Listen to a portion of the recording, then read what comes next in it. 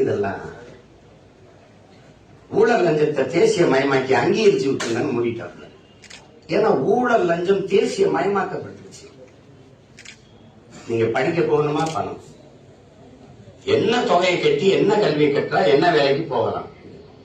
அப்ப கல்வி அறிவை வளர்க்கும் கல்வி. இங்க பாருங்க, ஒரு நாட்டின் எதிர்காலம் அந்த நாட்டின் வகுப்பறையில் தான் தீர்மானிக்கப்படுதுங்கிறான். அந்த வகுப்பறை அறிவு கருவறை இல்லாம வர்த்தக அறையா வியாபார அறையா மாறிடுச்சு. இவ்வளவு கட்டா இவ்வளவு படிக்கலாம், இவ்வளவு படிச்சா இந்த வேலைக்கு போகலாம். அது எந்த வேலைக்கு போகலாம் அது அரசு தான் தீர்மானிக்கும். எவ்வளவு அதுக்கு வேலைக்கு போக வேலை கிடைக்க பணம், அப்புறம் பணியிட மாற்றமா பணம், பணி உயர்வா பணம், எல்லாமே பணம். கடைசியா ஜனநாயகத்தில் நமக்கு இருந்த மதிப்புமிக்க உரிமை என்பதே வாக்கு. அந்த வாக்குக்கு ஒரு விலை. வாக்கை விற்கிற சந்தையா மாறிடுச்சு தேர்தல். மந்தை விற்கிற மந்தைகளா மக்கள் மாறிட்டான்.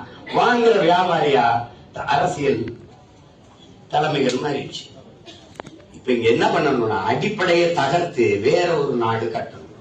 புரட்சி என்றால் என்ன அப்படின்னு உங்க வயதில் இருந்த ஒரு புரட்சியாளன் 22 வயசுல நாட்டின் விடுதலைக்கு தூக்கு கயிறுல தொங்கி மூச்சை விட்ட புரட்சியாளன் பகத்சிங் கேட்கிறாங்க. 22 வயசுக்குள்ள அவளை எவ்வளவு முதிர்ச்சியா சிந்திச்சிருக்காங்க.